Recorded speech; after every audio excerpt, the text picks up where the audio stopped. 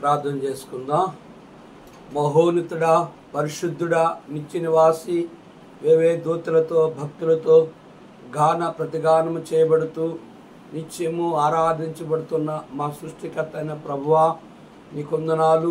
రాజులకు రాజుగా, ప్రభువులకు ప్రభువుగా దేవా, మా కొరకే భూమి మీదకి పసిబాలుడుగా జన్మించి, మా కొరకే పరిశుద్ధుడిగా జన్మించి, పరిశుద్ధుడిగా జీవించి, పరిశుద్ధుడిగా 30.5 సంవత్సరాలు జీవించి, 3.5 సంవత్సరంలో మా కొరకే సువార్త ప్రకటించి, మా కొరకే మరణించి, సమాధి చేయబడి, తిరిగి మృతుల్లో నుంచి సమాధి తిరిగి లేచి 40 దినాలు భూమి మీద అగపడి అయా ఉండి 11 సార్లు కనబడి పరలోక రాజ్యానికి వెళ్ళి నేను వస్తాను, తిరిగి నాయన విశ్వాసం ఉంచిన వారిని పరలోకాన్ని తీసుకెళ్తానని తెలియచేశావు.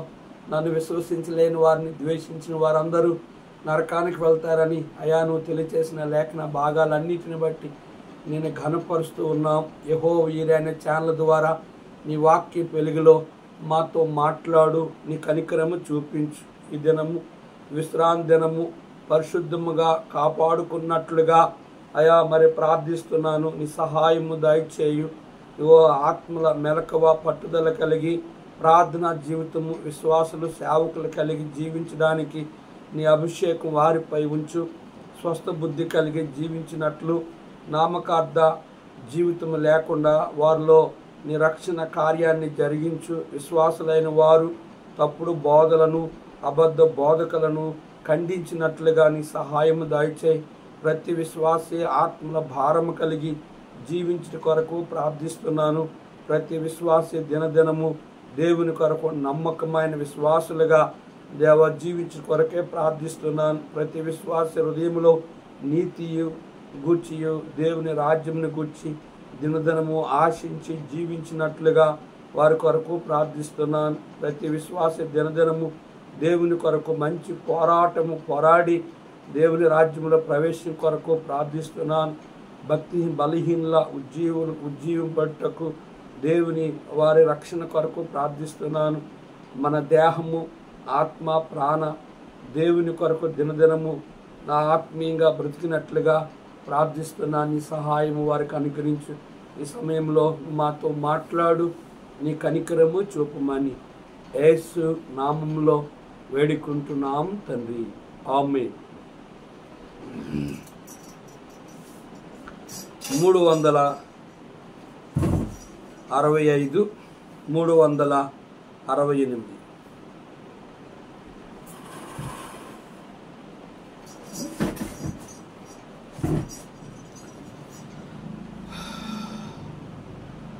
నీ జీవితమే క్షణభంగురము, నీ జీవితము క్షణభంగురము. ఒక గడియలోనే గతి ఇంచెదావు, ఒక గడియలోనే గతి ఇంచెదావు. నీ జీవితము క్షణభంగురము, నీ జీవితము క్షణభంగురము. నీటి బుడగవలె నీ జీవితము, నీటి బుడగవలె నీ జీవితము. సంపూర్ణముగా నశించు, సంపూర్ణముగా నశించు. సాగిపోయే నీడవలేని, సాగిపోయే నీడవలేని నీదు బ్రతుకు ఉన్నదిగా, నీదు బ్రతుకు ఉన్నదిగా. నీ జీవితము క్షణభంగురము, నీ జీవితము క్షణభంగురము. ధన సంపదలు గౌరవములు, ధన సంపదలు గౌరవములు ధరణిలను నా సార్వమును ధరణిలో ఉన్న సార్వమును వ్యర్థము వీటి వైభవమంతయు వ్యర్థము వీటి వైభవమంతయు విడిపించెదవు ఒక దినమందే నీవు విడిపించెదవు ఒక దినమందు నీ జీవితము క్షణభంగురము నీ జీవితము క్షణభంగురము మోసపోతివిగా నీవు ఇళ్ళలో మోసపోతివిగా నీవు ఇళ్ళలో నష్టపడితివి పాపములో నష్టపడితివి పాపములో నేడే రమ్ము యేసుని కడకు నేడే నాము యేసుని కడకు నీ రక్త నీకై రక్తము చిందించెనుగా నిన్ను పిలుచుచున్నాడు నీ జీవితమే క్షణభంగురము నీ జీవితమే క్షణభంగురము ఒక గడియలోనే గతి ఇంచెదవు ఒక గడియలోనే గతి ఇంచెదవు నీ జీవితము క్షణభంగురము నీ జీవితమే క్షణభంగురమే.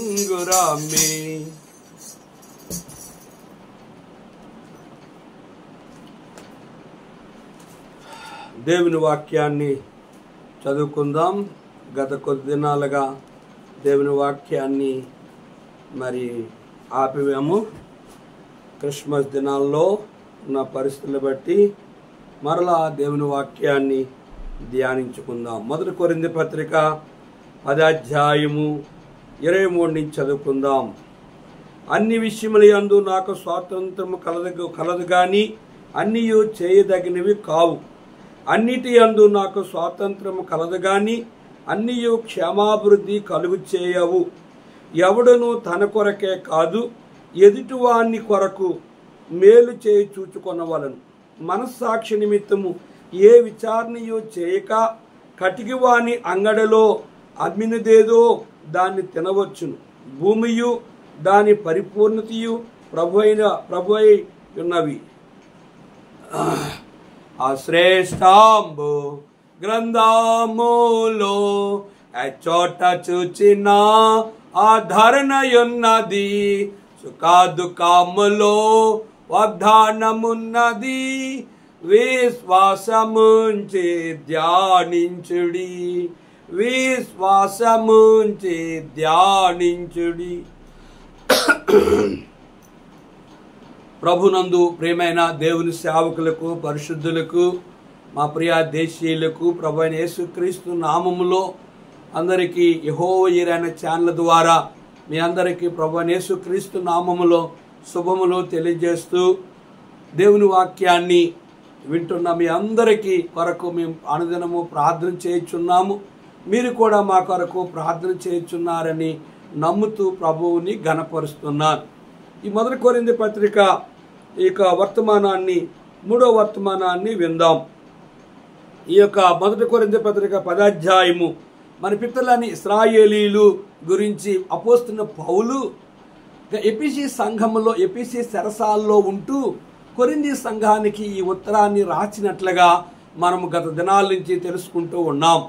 పౌలు యొక్క ఉద్దేశం ఏంటంటే, ఓ కొరింథీ సంఘస్థులారా, మీ జీవితాల్లో మన పితరులని ఇశ్రాయేలీలు గనుక వారు ఐగుప్తు నుంచి వారు విడిచి వచ్చినప్పుడు గనుక వారు ఎర్ర సముద్రాన్ని పాయలు చేసిన అద్భుతాలను కనుక బండను కొట్టగా నీరు ప్రవాహముగా వచ్చిన ఆ యొక్క అద్భుతమును, వారికి కావలసిన ఆహారము కావలసినప్పుడు ఆకాశం నుంచి దేవుడు పూరేలు పంపించిన అద్భుతాలను, అనేకమైన వారు దాహంతో ఉన్నప్పుడు చేదు నీరుని కనుక మధురముగా మార్చిన జీవితాన్ని, వారికి ఆహారం కావలసినప్పుడు ఆ 70 ఈత చెట్లను, అనేక అద్భుత ఆశ్చర్యమైన కార్యాలు ఇశ్రాయేలు జీవితంలో జరిగినప్పుడు కూడా వారు దేవునికి విరోధముగా ఇశ్రాయేలీలు అందరూ మేఘము కింద, సముద్రము కింద వారు బాప్తిసం పొందినప్పుడు కూడా వారు తిని త్రాగి ఆడి కూర్చుని వ్యభిచరించి సనిగి శోధించి సర్పముల చేత వారు సంహారకుని చేత వారు నాశనమైనారు అనే ఉద్దేశాన్ని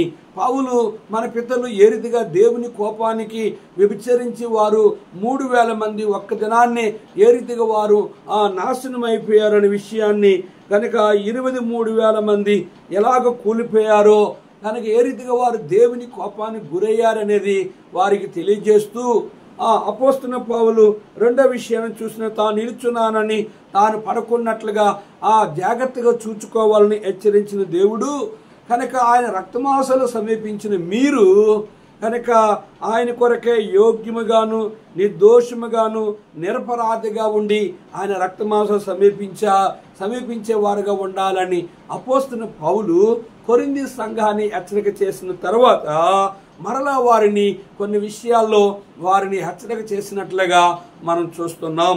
23వ వచనం గమనిస్తే, అన్ని విషయములందు నాకు స్వాతంత్రము కలదు గాని అన్నియు చేయదగినవి కావు, అన్నిటి యందు నాకు స్వాతంత్రము కలదు గాని అన్నియు క్షేమాభివృద్ధి కలుగు చేయవు.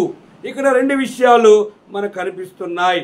అన్ని విషయములందు నాకు స్వాతంత్రము కలదు గాని అన్నియు చేయదగినవి కావు.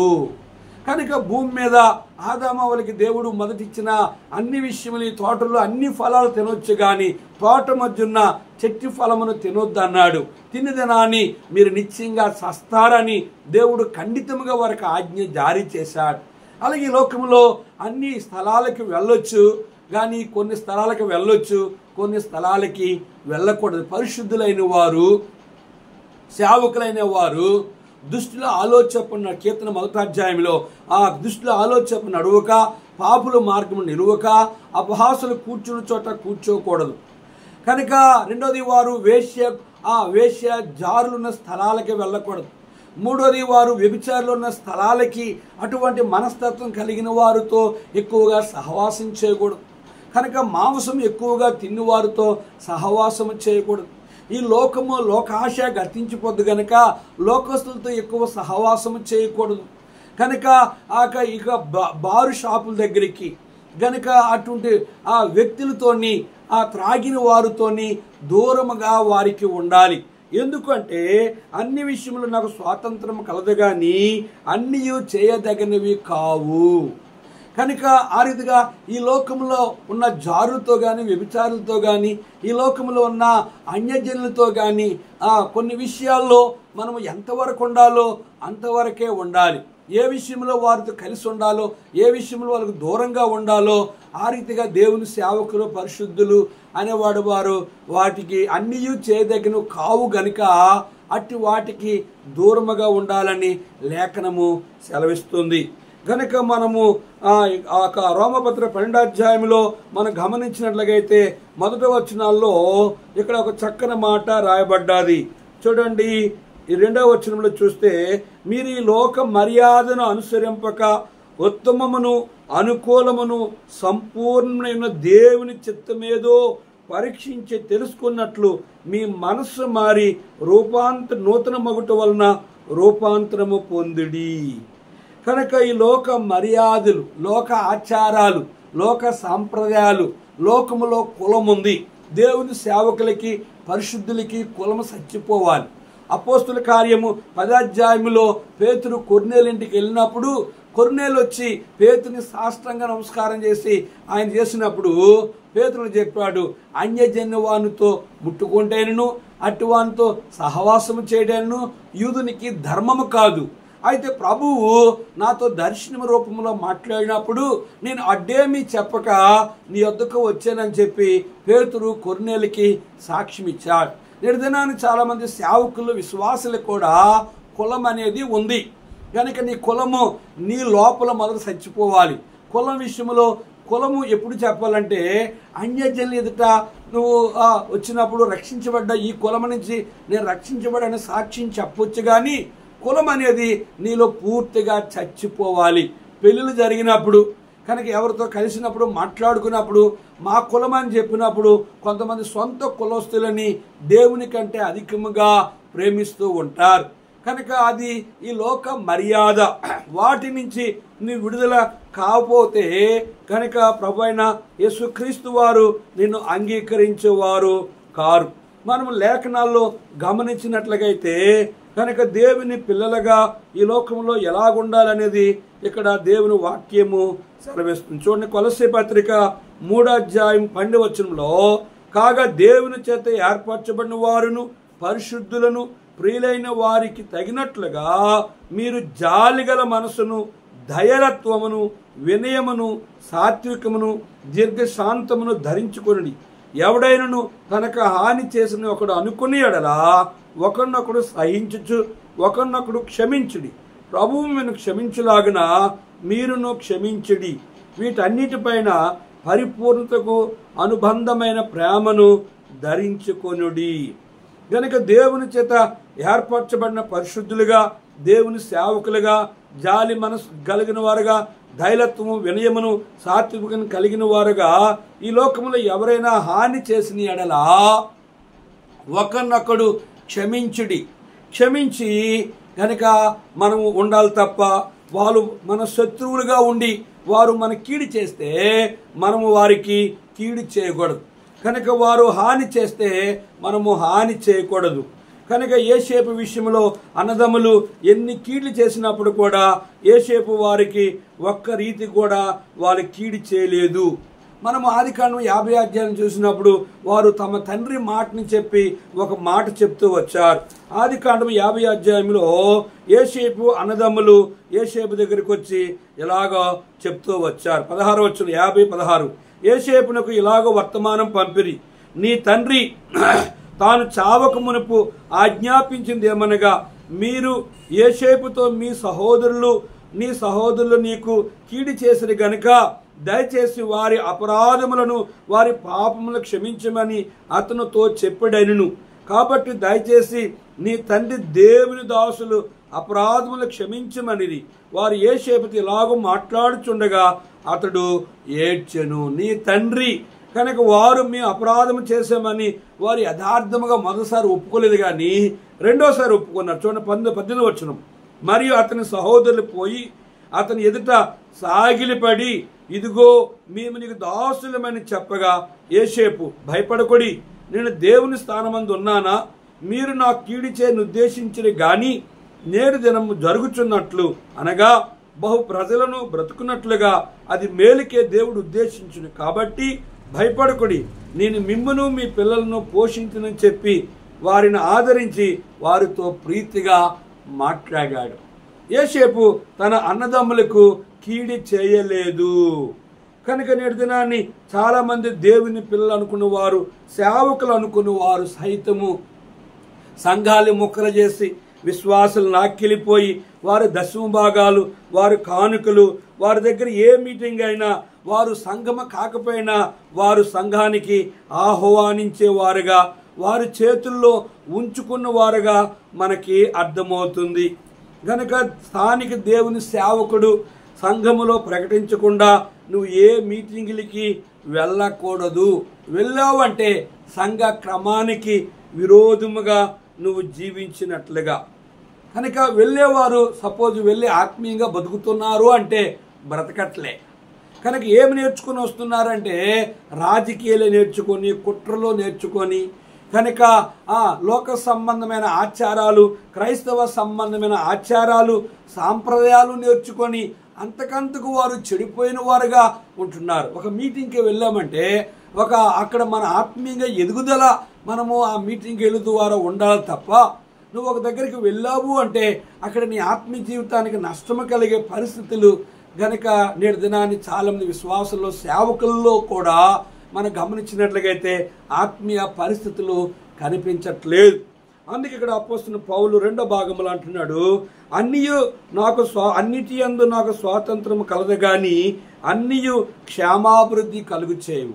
అన్నిటి యందు నాకు స్వాతంత్రం కలదు కానీ అన్నిటి యందు నాకు క్షేమాభివృద్ధి కలదు కానీ స్వాతంత్రం కలదు కానీ అన్నియు క్షేమాభివృద్ధి కలుగు చేయు. కనుక స్వాతంత్రం కలదు, అన్నిటి యందు కూడా నాకు స్వాతంత్రం కలదు కానీ అన్నియు క్షేమాభివృద్ధి కలుగు చేయు.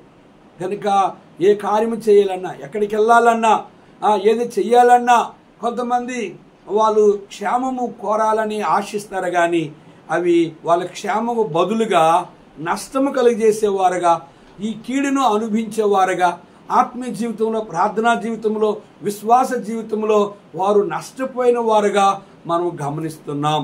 కనుక దేవుని లేఖనంలో మనం గమనించినట్లయితే చాలామంది జీవితాల్లో కనుక మరి దేవుడు వారిని స్వతంత్రుల గలతీ పత్రికలో మనం 5వ అధ్యాయం 1వ వచనం గమనించినట్లయితే చూడండి, ఈ స్వాతంత్రము అనుగ్రహించి క్రీస్తు మనల్ని స్వతంత్రులుగా చేసి ఉన్నాడు కాబట్టి మీరు స్థిరముగా నిలిచి మరలా దాస్యమైన కాడి కిందకు చిక్కుకొనకడి.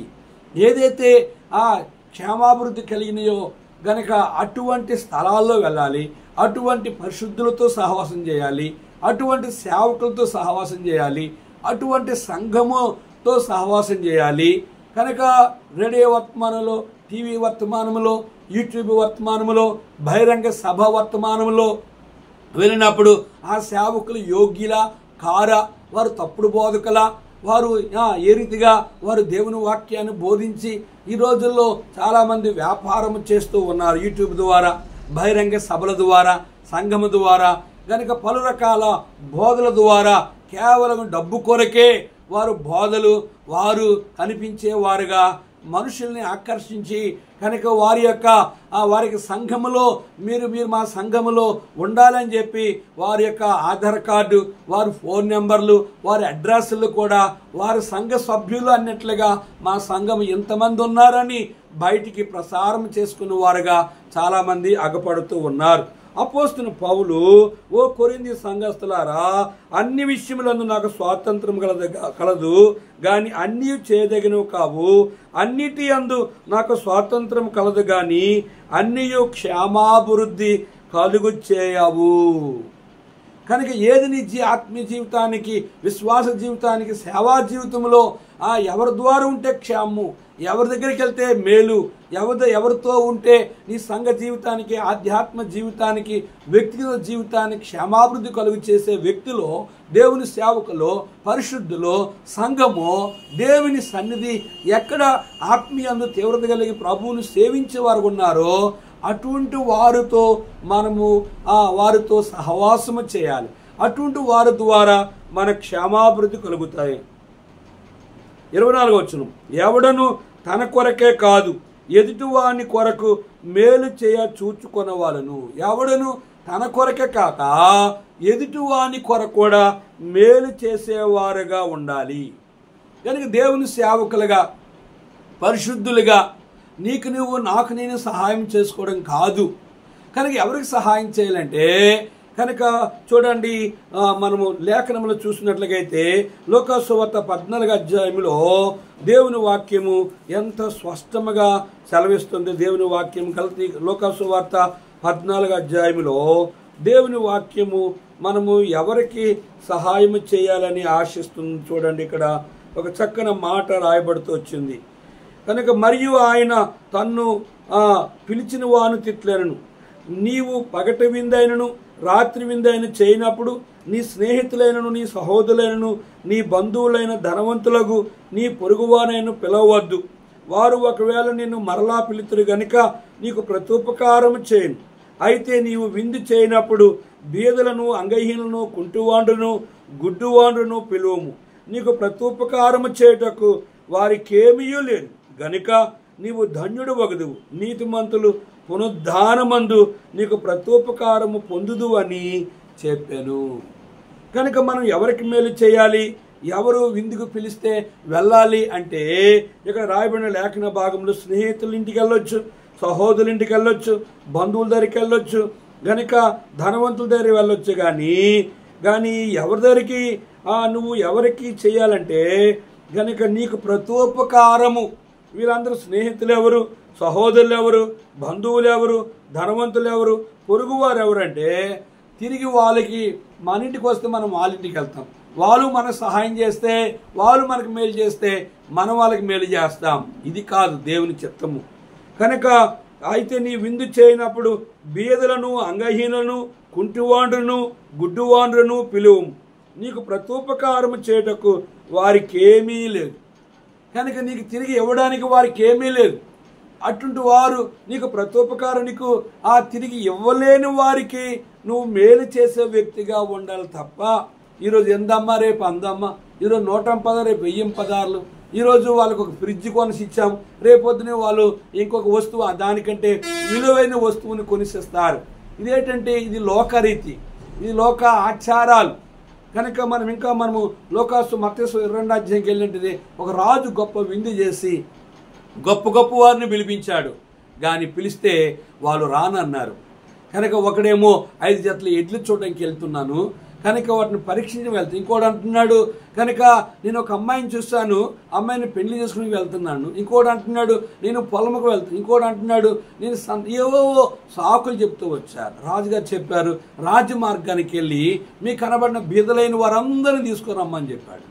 కనుక మనము విందు చేసినప్పుడు కానీ, ఎవరికైనా మేలు చేసినప్పుడు కానీ, ఎవరికైనా సహాయం చేసినప్పుడు కానీ ఏ రీతిగా చేయాలంటే చూడండి, మనస్సాక్షి నిమిత్తము ఏ విచారణ చేయక కటికి వాని అంగడిలో అమ్మినదేదో దాన్ని తినవచ్చును. మనస్సాక్షి నిమిత్తము అంగడిలో అనగా బజారులో అనగా సంతలో అనగా పట్టణంలో పల్లెటూరులో ఎక్కడే కానీ ఏ విచారణ చేయకుండా, ఎదుటివారిని అడగకుండా, ఇది మీ దేవునికి దేవతలకి అర్పించిందా, ఇది మీరు బలర్పించిన మాంసమా, ఇది బలర్పించిన ఆహారమా, ఇది మీ దేవతలు పండుగ చేసిన ఆహారమా, లేదా నువ్వు దేవునికి మ్రొక్కి బలర్పించి ఈ కొట్టు ఓపెన్ చేసి ఈ ఆహార పదార్థాలు అమ్ముతున్నావా అని అడగని అవసరం లేదట.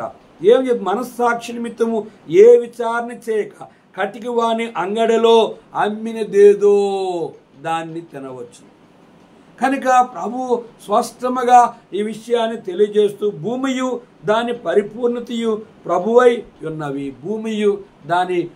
భూమియు ఆకాశమును కీర్తన గ్రంథము 19వ అధ్యాయం చూసినట్లయితే కీర్తన గ్రంథము 19వ అధ్యాయంలో దేవుని వాక్యము ఎంత స్పష్టముగా తెలియజేస్తుంది.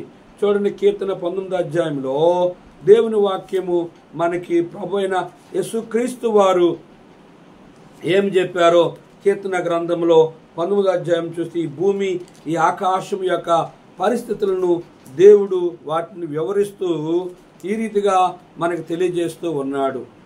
లోకాసు కీర్తన గ్రంథము 19వ అధ్యాయము 1వ వచనం చూస్తే ఆకాశములు దేవుని మహిమ వివరించున్నవి, అంతరిక్షము ఆయన చేతి పని ప్రచురించున్నది, పగటికి పగలు బోధ చేయుచున్నది, రాత్రికి రాత్రి జ్ఞానము తెలుపుచున్నది. వాటికి భాష లేదు, మాటలు లేవు, వాటి స్వరము వినబడదు, వాటి కొలనూలు భూమి అంతంతటా వ్యాపించి ఉన్నవి. లోక దిగంతముల వరకు వాటి ప్రకటనలు బయలువెళ్ళుచున్నవి. వాటిలో ఆయన సూర్యుని గుడారం వేసను, అతడు అంతఃపురము నుండి బయలుదేరి పెండ్లి కుమారుని వలె ఉన్నాడు. సూర్యుడు పరిగెత్తి నుల్లసించినట్లు తన పదమునందు పరిగెత్తి నుల్లసించున్నాడు. అతడు ఆకాశమున ఈ దిక్కు నుండి బయలుదేరి ఆ దిక్కు వరకు దాని చుట్టూ తిరిగి వచ్చున్నాడు. అతని వేడిమికి మరుగైనది ఏదియూ లేదు. భూమియు దాని సంపూర్తియు ప్రభు అయిన యెహోవా ఉన్నవి. గనక మనము దానియేలు గ్రంథంలో ఇంకా మనం గమనించినట్లయితే చూడండి, ఇక్కడ దానియేలు గ్రంథంలో కూడా మనం లేఖనము కనిపిస్తూ ఉంది. దానికి ముందుగా ఈ 10వ అధ్యాయంలో ఇంకొక మాట చదువుదాం. చూడండి, 27వ వచనం. అవిశ్వాసుల్లో ఒకడు మిమ్మును విందుకు పిలిచినప్పుడు వెలుటకు మీకు మనస్సుండని ఎడల మీకు వడ్డించినదేదో దాన్ని గుర్చి మనస్సాక్షి నిమిత్తము ఏ విచారణ చేయక తినుడి. అయితే ఎవడైనా మీతో ఇది బలి అర్పించబడిందని చెప్పిన ఎడల అట్లు తెలిపిన వాని నిమిత్తము మనస్సాక్షి నిమిత్తము తినకొడి. మనస్సాక్షి నిమిత్తము అనగా నీ సొంత మనస్సాక్షి నిమిత్తము కాదు, ఎదుటివాని మనస్సాక్షి నిమిత్తమే ఇలాగూ చెప్పుచున్నాను. ఎందుకనగా వేరొకరి మనస్సాక్షిని బట్టి నా స్వాతంత్ర విషయంలో తీర్పు తీర్చబడనేలా నేను కృతజ్ఞతతో పుచ్చుకున్న ఎడలా నేను దేని నిమిత్తమును కృతజ్ఞతాస్తులు చెల్లించున్నానో దాని నిమిత్తము నేను దూషింపబడనేలా. కాబట్టి మీరు భోజనము చేసినను పానము చేసినను మీరు ఏమి చేసినను సమస్తమును దేవుని మహిమ కొరకు చేయండి. గమనించారా? ఇక్కడ ఎవరైనా మిమ్మల్ని అవిశ్వాసైనా, లోకస్తుడైనా, స్నేహితుడైనా, అన్యుడైనా, విగ్రహారాధకుడైనా, ఈ లోకంలో ఏ వ్యక్తి అయినా నేను విందుకు పిలిచినప్పుడు నీ ముందర పెట్టినవి ఇవి నీ మనస్సాక్షి నిమిత్తము కాకుండా ఎదుటివాడు ఇది మా దేవునికి బలర్పించిన మాంసము, ఇది మా దేవునికి బలర్పించిన అర్పణ, ఇది మా దేవతకి అర్పించిన అర్పణ అని ఎవరైనా చెప్పినలా ఎదుటివాని మనస్సాక్షి నిమిత్తము ఆ ఆహారాన్ని నువ్వు తినకూడదు. కనుక కారణం ఏంటి అంటే అక్కడ బలహీనుడైన సహోదరుడు ఉంటే ఆ బలహీనైన సహోదరుడు నీ నిమిత్తము అతడు కూడా ఆ యొక్క ఆహారము తినడానికి అవకాశం ఉంటుందని మనము కొరింథీ పత్రికలో కూడా మనము రోమా పత్రికలో కూడా చూద్దాం. చూడండి, ఇక్కడ దానియేలు గ్రంథం 12వ అధ్యాయంలో 1వ అధ్యాయంలో మన పితరులు దానియేలు వాళ్ళకి ఒక పరీక్ష వచ్చింది. ఆ పరీక్షలో వాళ్ళు దేవుని మహిమపరుస్తూ రాజు అని తినే ఆహారమును దానియేలు వాళ్ళకి పెట్టినప్పుడు ఇష్టపడినప్పుడు షద్రకు మేషకు అబేద్నెగో వారు ఆ ఆహారాన్ని తినడానికి ఇష్టపడలేదు. వారు చెప్పిన సమాధానం ఏంటో మనం చూద్దాం. 10వ వచనం మీకు మొదటి అధ్యాయం 10వ వచనం మీకు అన్నపానలు నియమించిన రాజుకు నా యజమానికి భయపడుచున్నాను. మీ ఈడు బాలురు ముఖముల కంటే మీ ముఖములు కృషించినట్లు ఆయన కనబడనేలా. అట్లయితే మీరు నాకు రాజు చేత ప్రాణాపాయం కలుగు చేతురు. నపుంసకుల అధిపతి దానియేలు అసన్య దానియేలు వాళ్ళు అజ్రా అను వారు మీద నియమించిన నియమికునితో దానిట్లను భోజనముకు శాఖాధాన్యాదులను పానమునకు నీళ్లను నీ దాసులు మాకు ఇప్పించి దయచేసి 10 దినముల వరకు మమ్మల్ని పరీక్షింపుము. పిమ్మట మా ముఖములను రాజు నియమించిన భోజనము భుజించే బాలుర ముఖములను చూచి నీకు తోచినట్టుగా నీ దాసులమైన మా ఎడల జరిగింపుము.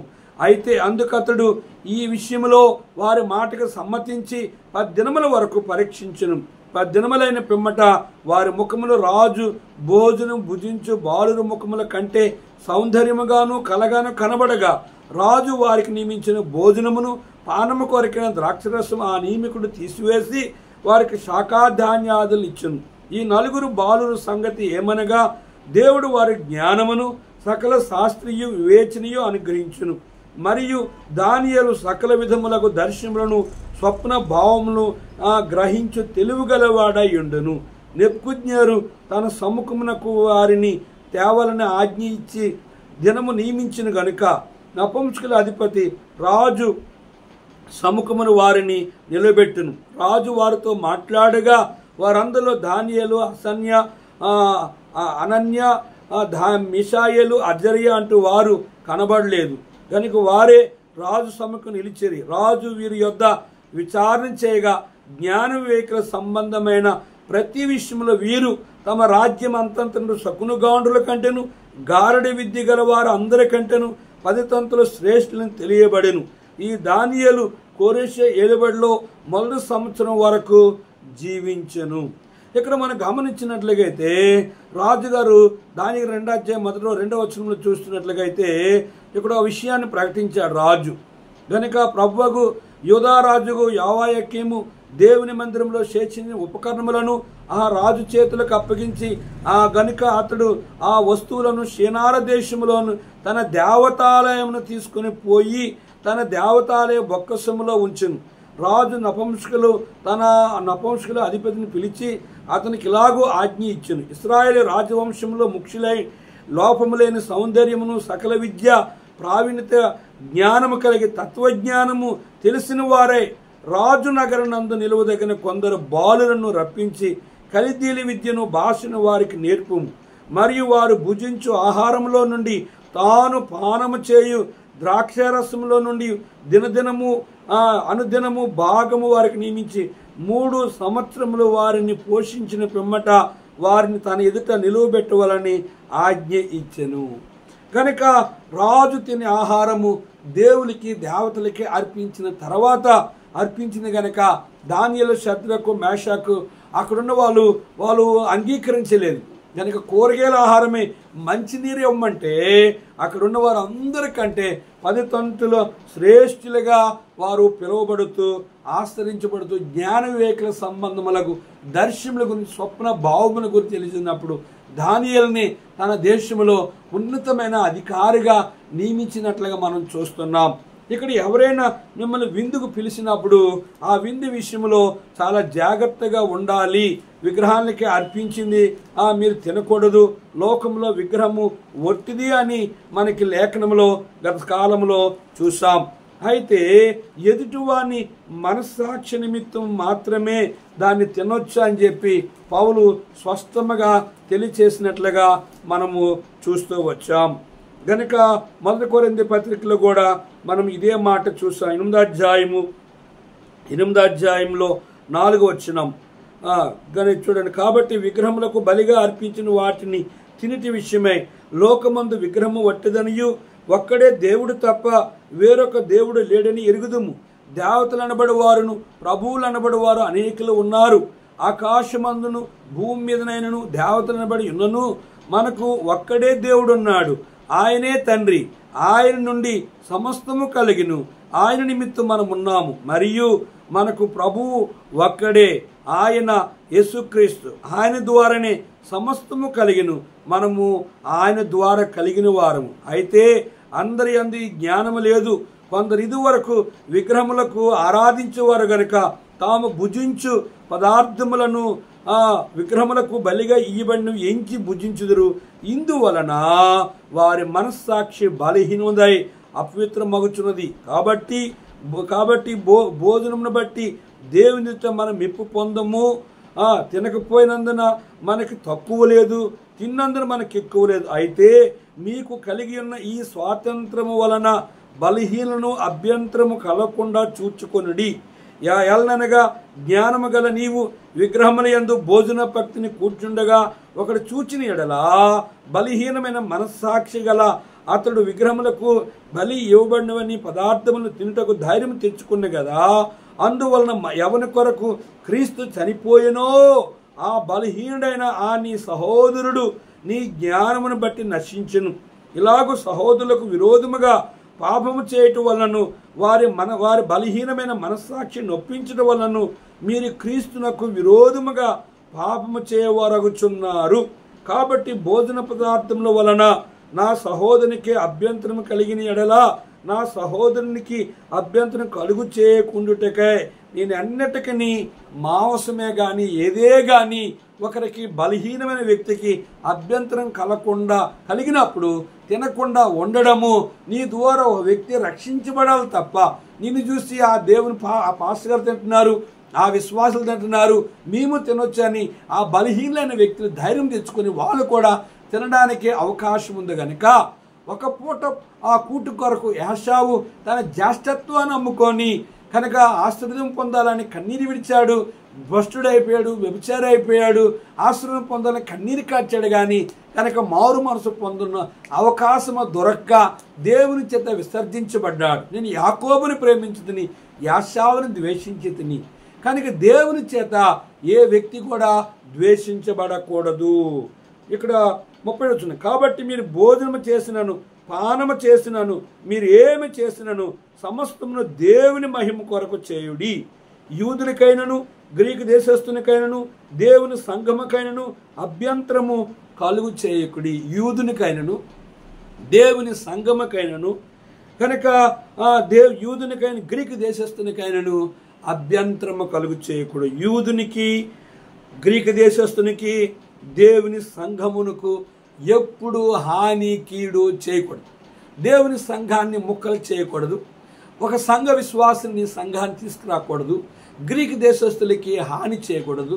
కనుక యూదులకి ఈ విషయంలో కూడా నువ్వు ఏ కీడు చేయకూడదు. యూదులకైనా గ్రీకు దేశస్తులకైనను దేవుని సంఘముకైనను అభ్యంతరము ఎప్పుడు ఆ దేవుని సంఘ క్రమానికి వ్యతిరేకముగా ఎప్పుడు ఒక విశ్వాసగానే ఒక సేవకుడిగానే బ్రతకకూడదు.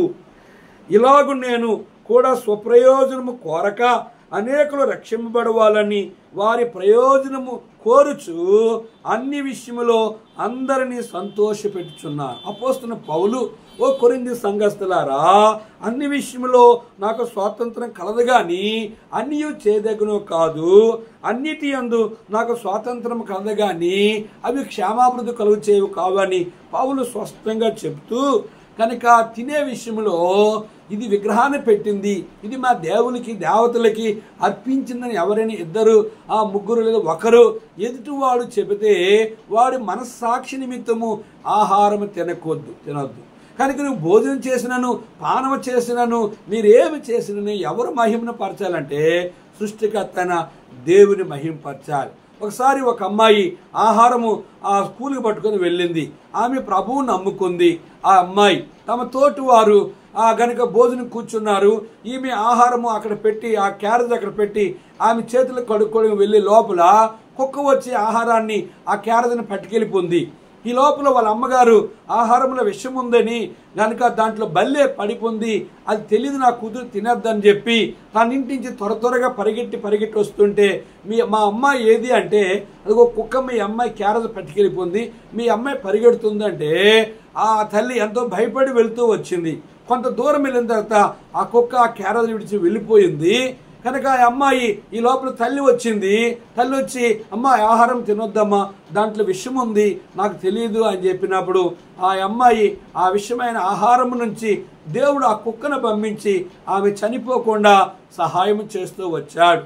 కనుక ఎందుకు ఈ విషయం జ్ఞాపకం చేస్తానంటే కనుక నువ్వు భోజనం చేసినను పానము చేసినను దేవుని మహిమకు శద్రకు మేషకు హనన్య వాళ్ళు దేవుణ్ణి మహిమపరచడానికి వారు రాజుకు పెట్టే ఆహారమే తినకుండా కూరగాయల ఆహారమే తిన్నారు, మంచినీళ్ళు మాత్రమే తాగారు. దేవుడు వారి జ్ఞాన వివేక సంబంధమైన ఆ జ్ఞానాన్ని ఇచ్చి వారిని ఆ దేశంలో బబులోను దేశంలో వారిని గొప్పగా ఆశీర్వదిస్తూ వచ్చాడు. గనుక పౌలు అంటున్నాడు, ఓ కొరింథీ సంఘస్థులారా, ఇలాగూ నేను కూడా స్వప్రయోజనమును కోరక నా సొంత ప్రయోజనం కోరక అనేకులు రక్షింపబడవాలని వారి ప్రయోజనము కోరుచు అన్ని విషయములో అందరినీ సంతోషపెట్టువాడనై, అందరినీ రక్షించుకోవాలని, అందరినీ నరకము విడిపించబడాలని, అందరినీ సృష్టికర్తను దేవుని వైపు వారిని మళ్లించాలని, జగద్రక్షకుడైన భూమిని ఆకాశాన్ని సృష్టించిన దేవుని వైపే అనేకులు నడిపించాలని అదే నా కోరిక, నా ఆశ తప్ప నేను భూమి మీద ఉన్న ఏ మానవుడిని కానీ ఏ దేవుని దేవతలు కానీ ఏ విగ్రహాన్ని పెట్టిన ఆహారంను కానీ లేదా ఏ విగ్రహ సంబంధించిన మనుషులు కానీ ఏ అన్యజనులకు కానీ నేను ఎవరిని దూషించట్లేదు.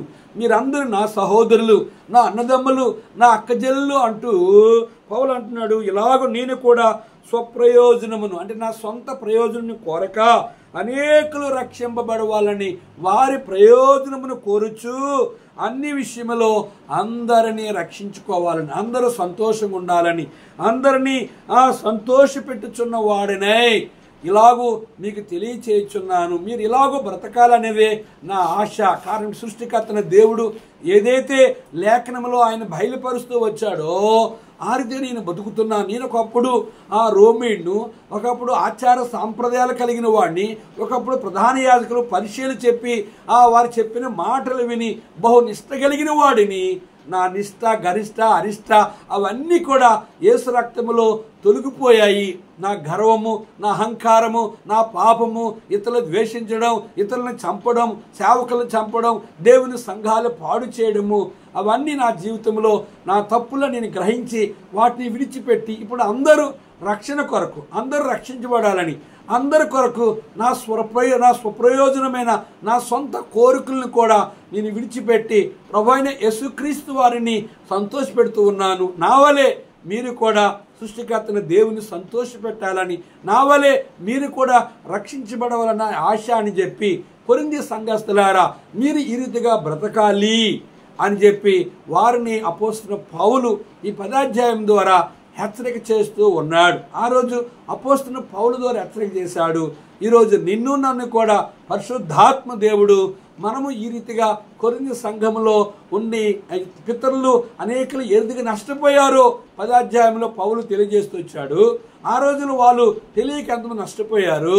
ఈ రోజులో దేవుని సేవకులుగా విశ్వాసులుగా మనం నష్టపోకూడదని పరిశుద్ధాత్మ దేవుడు పాపముని గురించి, నీతిని గురించి, తీర్పుని గురించి ఒప్పించేవాడుగా ఉన్నాడు. మన పరిశుద్ధాత్మకి విధేయత చూపి ఆయన సంతోషపెట్టిన వారమై జీవిద్దాం. ప్రార్థన చేసుకుందాం. సర్వాధికారి, కొన్ని మాటలు మా ప్రియులు విన్నారు. దేవా, విన్న మాటలు హృదయాల్లో నీరు కట్టి ఫలాభివృద్ధి కలుగు చేయి. నీ ఏర్పాట్లు ఉన్న సేవకులు, నీ ఏర్పాట్లు ఉన్న పరిశుద్ధులు నీకు అంగీకారముగా అనేకులు రక్షించబడాలని ఆశ కలిగిన వారుగా సిద్ధపరచు. దేవా, ఎవరైతే నీకు అవిధేయులుగా ఉన్నారో అట్టి అన్యజనుల్ని, అట్టి మా సహోదరుల్ని కూడా నీ రక్తములో కడగమని యేసు నామములో వేడుకుంటున్నాం తండ్రి. ఆమేన్. మన పరమ తండ్రి అయిన దేవుని ప్రేమ, కుమారుడైన యేసుక్రీస్తు వారి కృప, పరిశుద్ధాత్మ యొక్క అన్యోన్య సహవాసము నన్ను ప్రేమించు వారికి కూడిన మనకు తోడుండి ఆశీర్వదించునుగాక. ఆమేన్. నీ జీవితమే క్షణభంగురమే, నీ జీవితము క్షణభంగురము, ఒక గడియలోనే గతి ఇంచెదవు, ఒక గడియలోనే గతి ఇంచెదవు. నీ జీవితము క్షణభంగురమే, నీ జీవితము క్షణభంగురము. అందరికీ ప్రైజ్ ది లార్డ్.